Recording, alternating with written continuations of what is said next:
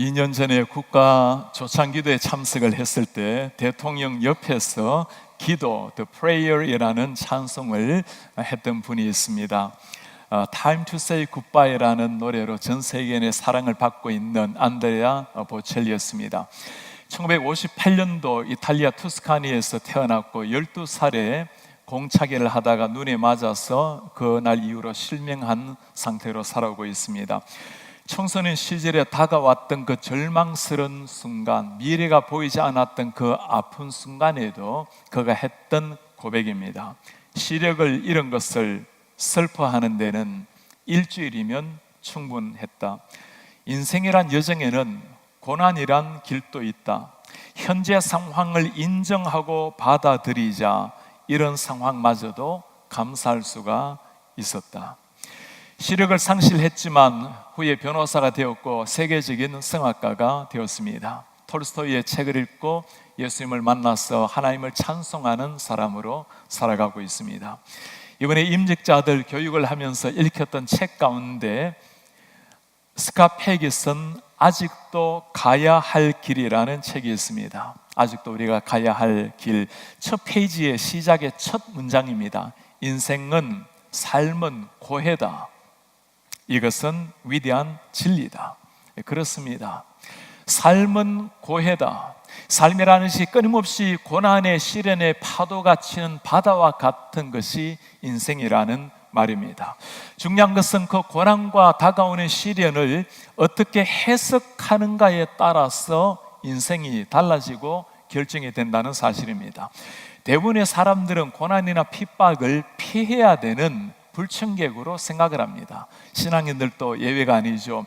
예수님을 믿고 나면 모든 것이 평탄해져야 된다고, 형통해져야 된다고 생각하는 사람들이 있습니다.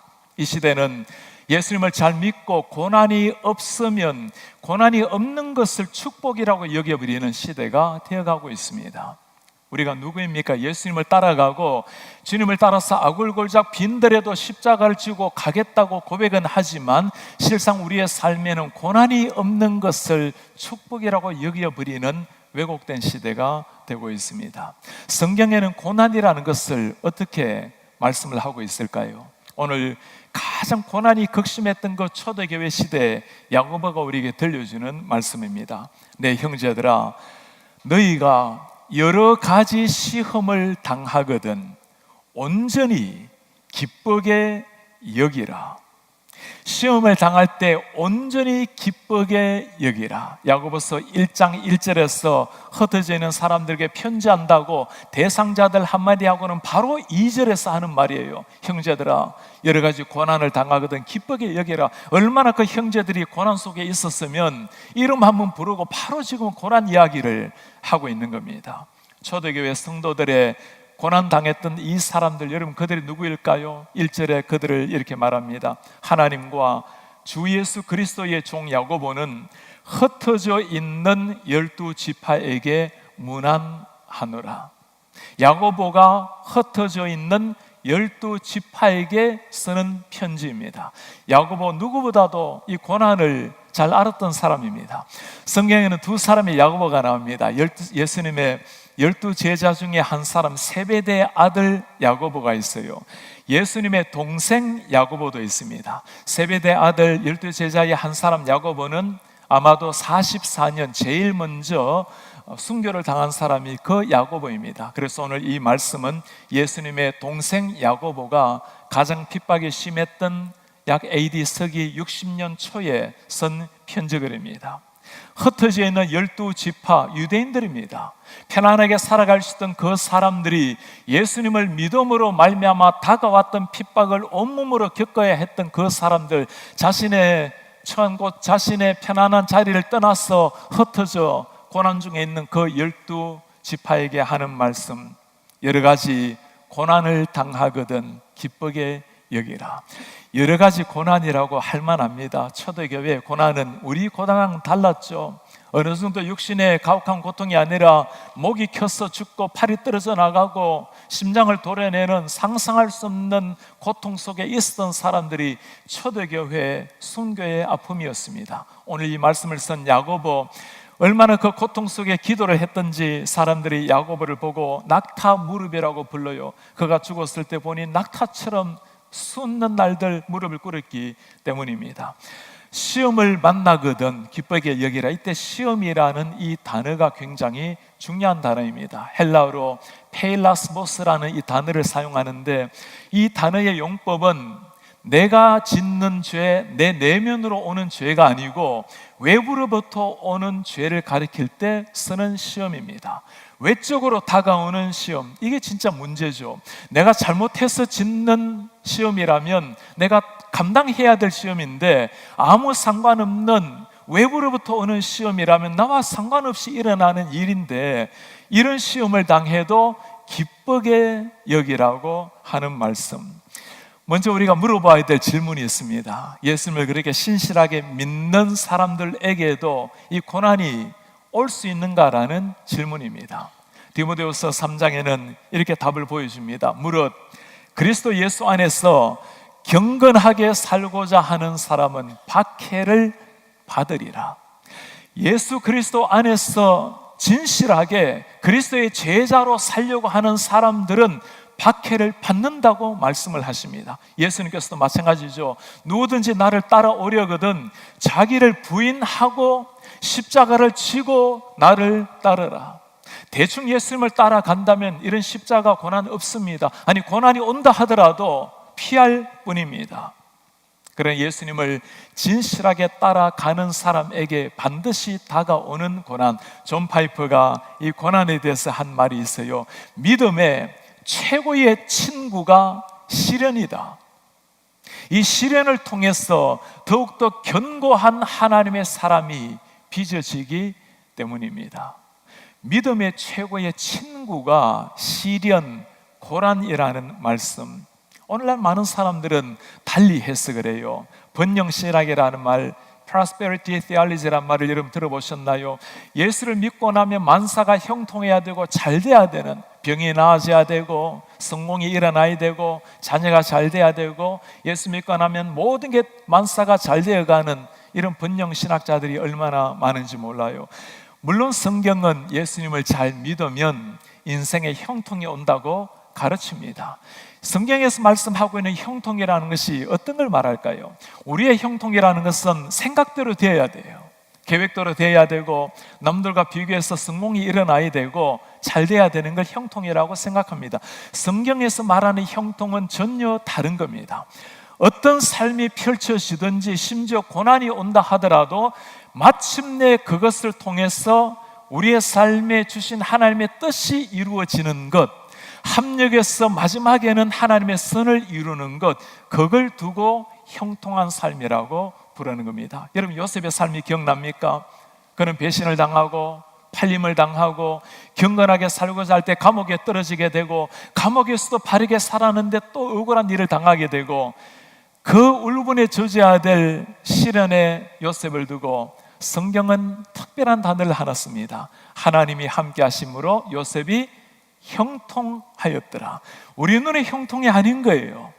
하나님께서 구원의 계획에, 당신의 계획을 이루어가는 속에 요셉이 놓여져 있는 겁니다. 결국에는 모든 것이 합력해서 하나님께서 민족을 구원하는, 그리고 예수 그리스도가 오실 때까지 멋진 이스라엘 백성을 이루게 된 역할을 하게 된 요셉이 된 겁니다. 고난을 통해서 하나님의 뜻을 이루어 가신다는 말씀입니다. 목회를 하면서 참 감사하면서도 안타까운 일이 이 고난 시련을 당하는 성도님들을 대할 때입니다. 참 경건하게 저렇게 살아가면 하나님 특별히 기뻐하실 것 같은데, 그 많은 고난을 안고 살아가는 분들을 보면, 집사님, 이 고난이 멀지 않을 거예요. 고난 후에는 반드시 영광스러운 하나님의 은혜가 있을 거예요. 참 이런 말을 한다는 게 이게 쉽지가 않아요.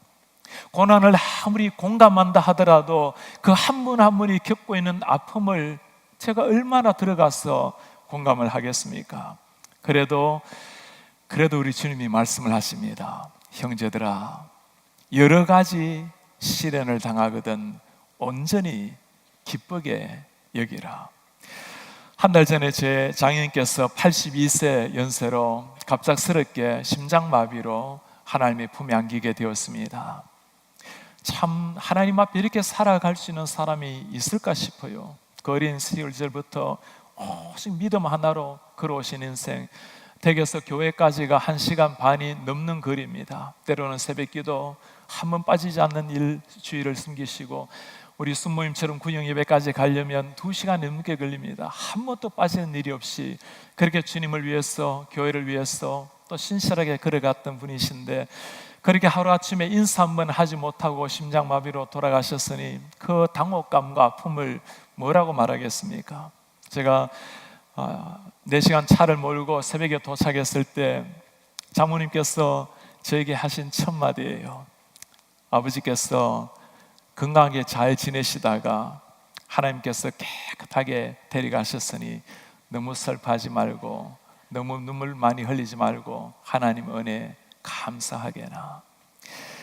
그 극한 고통 속에서도 하나님의 은혜, 지금까지 인도하신 하나님의 은혜를 기억하며 감사의 찬송을 부르는 어머니, 온 가족들은 하나님께서 오늘까지 주신 그 삶을 기뻐하면서 감사하면서 웃으면서 그렇게 장애를 보내고 지내고 있어요. 그러나 그토록 견고하게 서셨던 그 어머니께서 홀로 새벽에서 깨어나 흐느끼 우시는 그 소리를 들었을 때, 그렇게 밝게 하나님 앞에 감사하며 지내지만 남몰래 흘리는 제 아버지를 잊고 흘리는 제 아내의 그 눈물을 보았을 때, 아픔이라는 거, 시련, 고난이라는 거는 그냥 아픈 겁니다.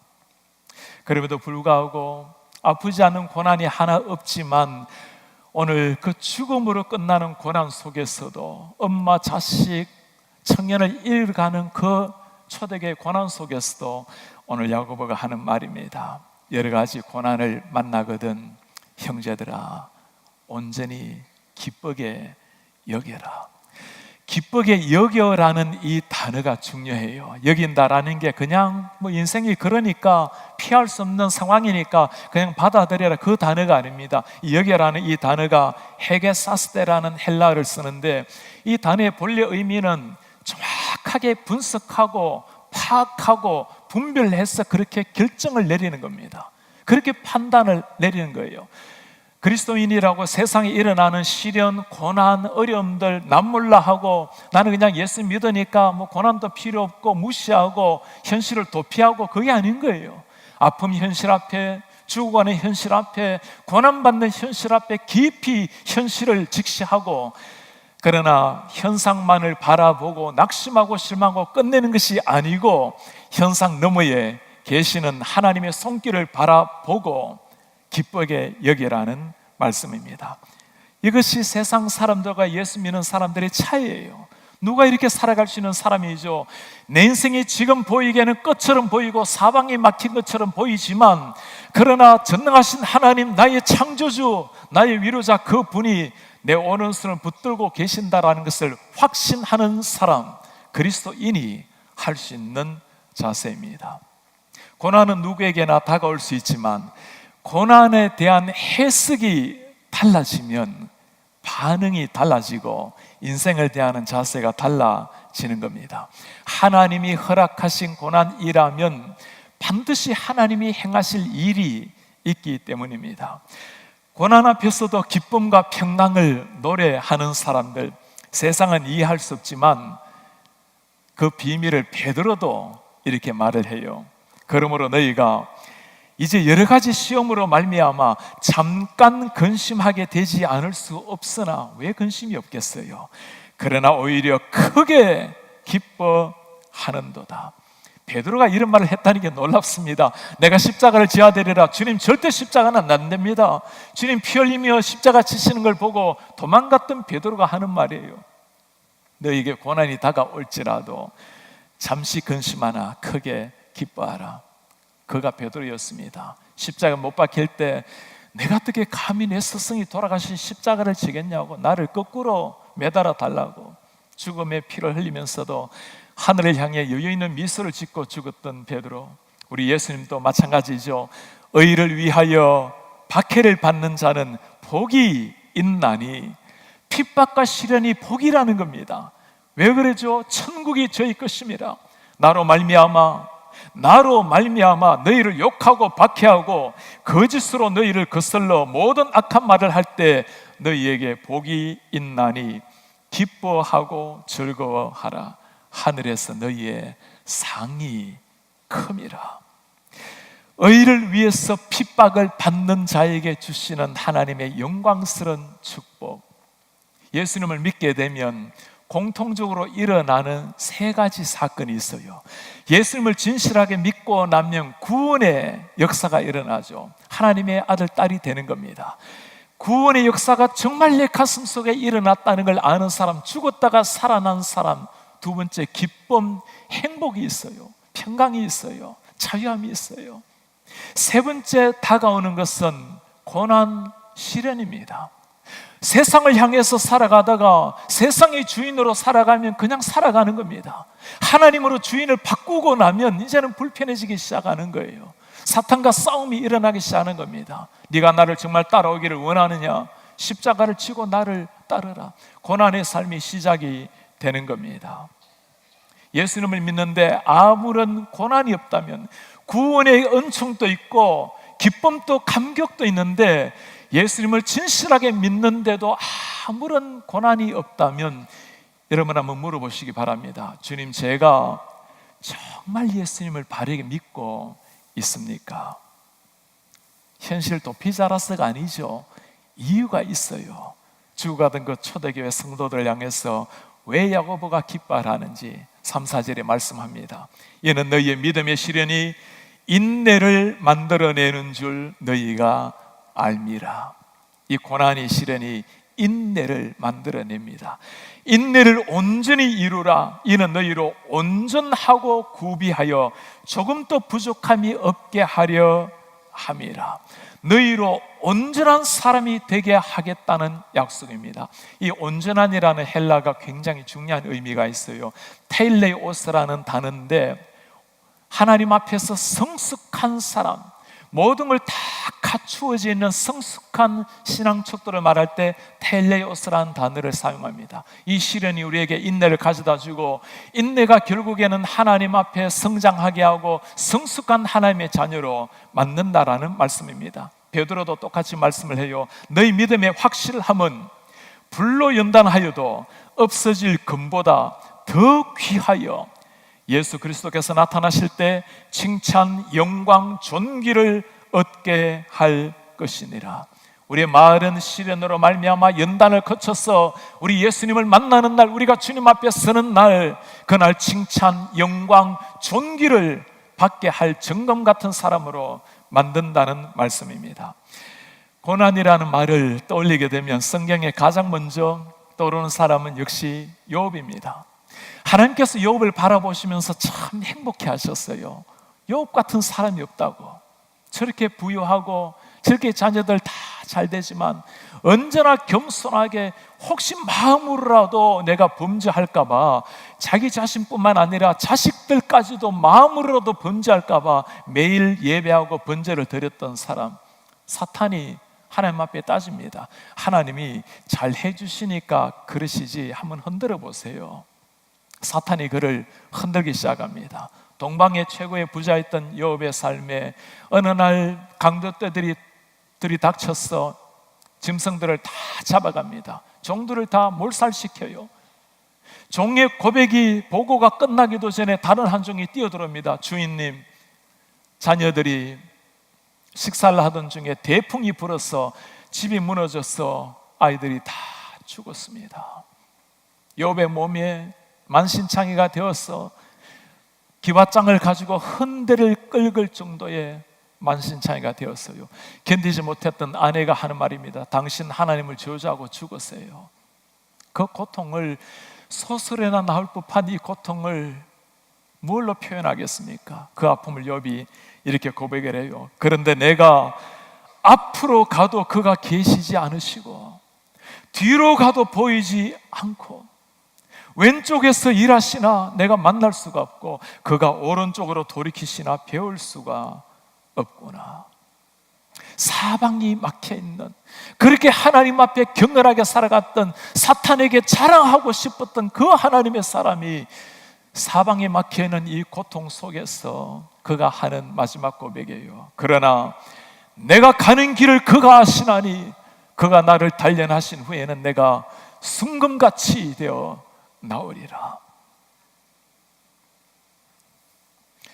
유명한 역사학자 아놀드 토인비가 자주 했던 이야기가 있습니다.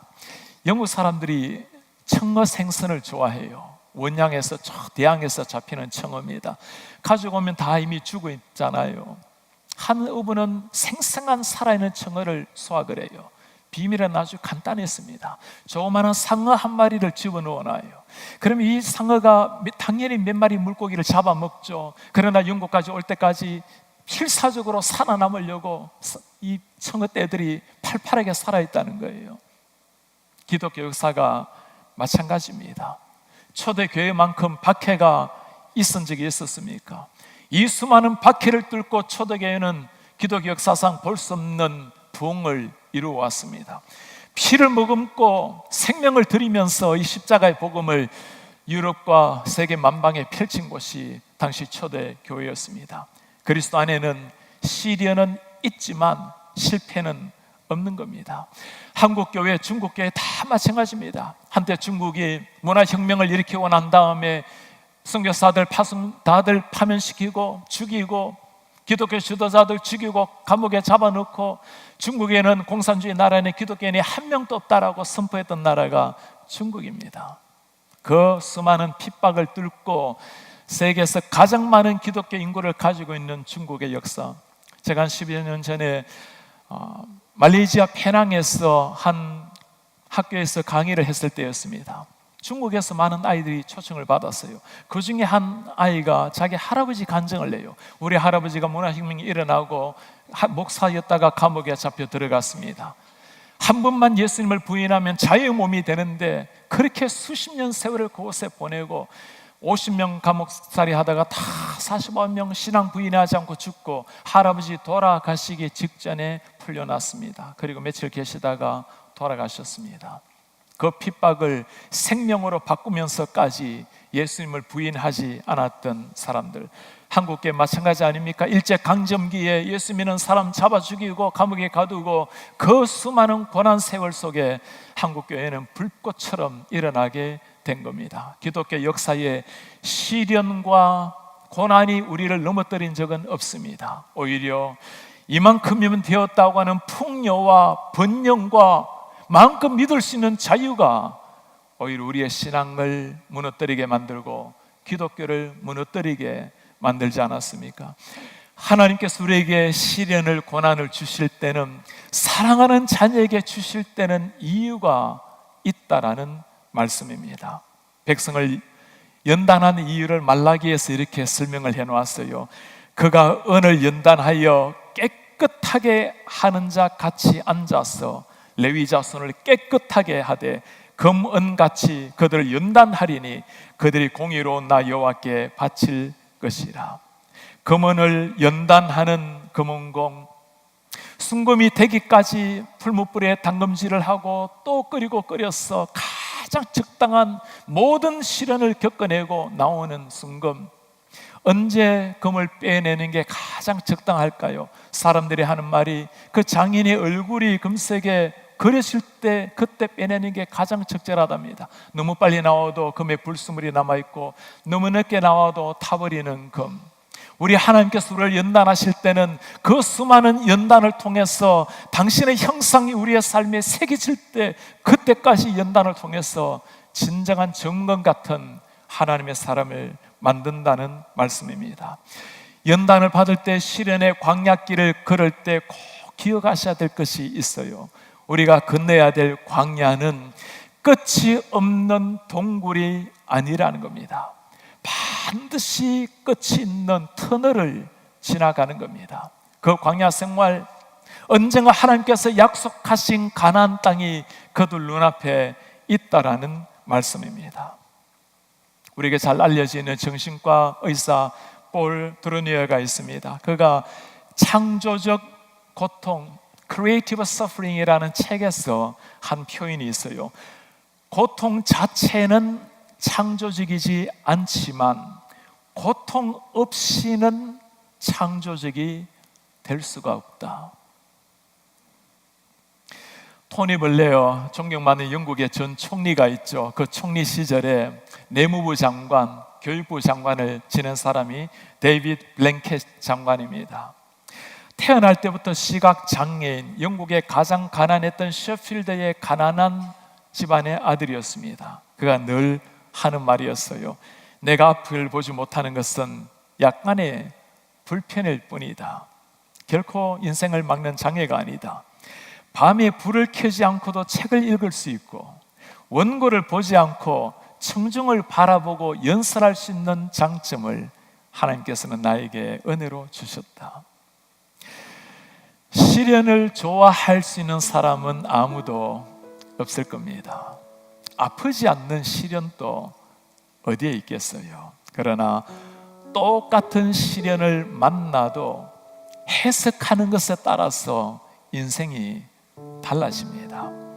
하나님께서 우리를 광야로 인도하셨다면 그 인생 광야에서 반드시 하나님이 하실 일이 있어요. 그게 사랑하는 사람을 연단시키는 하나님의 과정입니다. 이 시련을 이기고 인내함으로 이겨내면 반드시 하나님의 성숙한 사람으로 자라나는 겁니다. 이 광야에서 어떤 일이 일어났죠? 이스라엘 백성들 애굽의 종살이에서 벗어나서 광야 생활하는 동안에 전능하신 하나님을 만났습니다. 준비되어서 가나안 땅으로 들어가게 되었어요. 그 광야에서 또 한 번 고통 속에 일어난 분이 누구십니까? 우리 예수님 40일간의 금식기도 속에 돌이 빵처럼 보였던 그 순간에 사탄의 모든 시험을 이겨내시고 광야를 이겨내고 예수님께서 놀라운 복음서의 역사, 하나님의 아들로서 역사가 시작이 된 겁니다. 다양한 인생길에 고통스러운 광야길을 한 번쯤 걸어보지 않은 사람이 누가 있겠습니까? 지금 또 내 삶의 크고 작은 많은 눈물의 골짜기 광야의 길을 걷는 사람이 왜 없겠습니까? 우리 하나님께서 나를 인도하고 계신다면 꼭 기억하셔야 됩니다. 우리가 이 광야길을 지나고 난 다음 하나님의 사람, 하나님께서 우리를 빚어가셔서 더 하나님의 사람으로 만든다는 사실입니다. 이 하나님을 믿고 살아가는 사람이라면 인생 광야길을 거닐지라도 반드시 외칠 고백이 있습니다. 나의 가는 길 오직 그가 하시나니 그가 이 광야길에 나를 단련하신 후에는 내가 정금 같은 하나님의 사람으로 나오리라. 그 하나님의 손에 들려서 정금 같은 하나님의 사람으로 일어나는 그렇게 쓰임받는 하나님의 사람들 되시기를 주님의 이름으로 축복합니다. 우리 다 같이 일어나셔서 오늘 말씀을 기억하시면서 우리의 신앙의 고백을 함께 드리길 원합니다. 주가 보이신 생명의 길을 나 주님과 함께 내 상한 마음을 드립니다. 주님 앞에 나아갑니다. 나의 의로우심이 되신 주여, 나의 길이 되신 주여, 나의 길 오직 그가 하시나니 그가 나를 단련하신 후에는 내가 정금같이 나오리라. 주가 보이신 생명의 길 나 주님과 함께 상한 마음을 드리며 주님 앞에 나가리. 나의 의로우심이 되신 주, 나의 길이 되신 예수, 길이 되신 예수, 나의 길 오직 그가 하시나니 오직 그가 나를 단련하신 후에 내가 정금같이 나오리라. 정금같이 나오리라.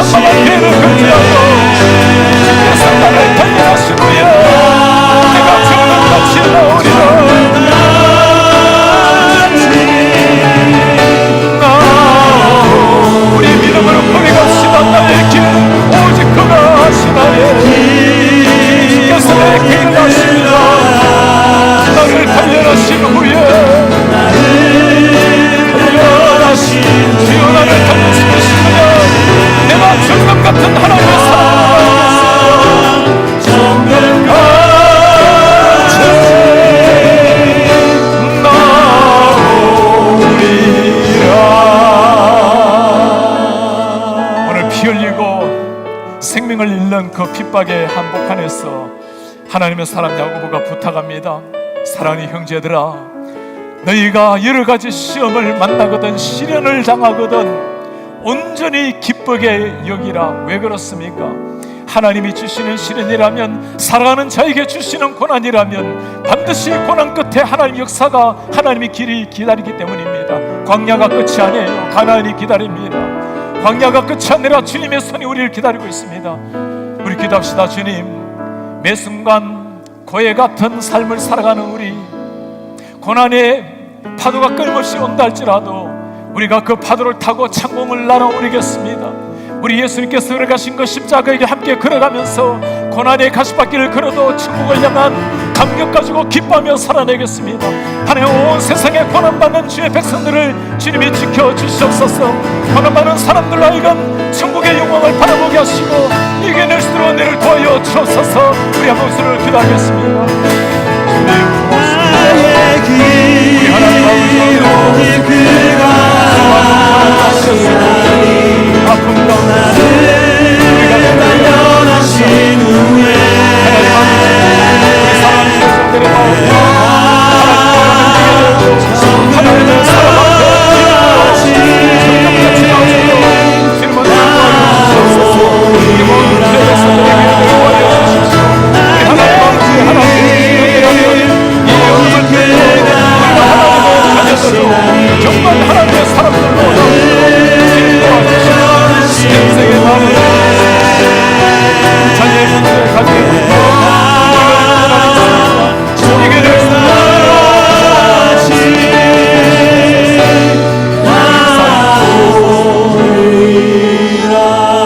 우리 하나님 아버지, 남모르게 흘리는 눈물들, 함부로 나눌 수 없는 참 고통스러운 아픔들, 백인잎을 눈물로 적셔야되는 많은 남모를 아픔을 가지고 있는 우리 성도님들, 땅 위에 살아가는 날 동안에 매 순간 다가오는 파도 같은 고난이 일지라도, 주님 사방이 막힐지라도 위에서 지켜보시는 하나님을 바라보고 여전히 우리의 손을 붙들고 내가 너를 사랑한다고 외치는 주님의 음성을 듣고 일어날 수 있도록 도와주시옵소서. 이 시대에 고난받는 이 땅의 수많은 사람들, 예수 믿는 것 때문에 오늘 또 죽어가는 수많은 영혼들이 있습니다. 우리 하나님, 저들에게 찾아가 주십시오. 저들에게 힘을 주시고 고난의 가시밭길을 걸을지라도 이겨낼 수 있도록 도와주시고 고통 속에서도 천국을 향한 걸어간 미소를 가지고 살아낼 수 있도록 도와주시옵소서. 세상 사람들이 이해하지도 못하고 결코 알지도 못하는 그 비밀을 가진 사람답게 어떤 상황 속에서도 하나님을 영화롭게 찬송하며 살아내는 이런 하나님의 백성들, 우리 KCBC의 하나님의 자녀들이 되게 하여 주옵소서. 주 예수 그리스도의 이름으로 기도하옵나이다. 아멘. 주 예수 그리스도의 은혜와 하나님의 사랑과 성령의 교통하심이 내가 가는 길 주께서 하시오니 모든 시련 모든 광야를 거친 후에 내가 정금같이 변화되어 하나님의 사람으로 나오리라. 우리의 고백되기를 원하는 주의 모든 백성들 머리 위에 지금부터 영원토록 함께 있을지어다. 아멘.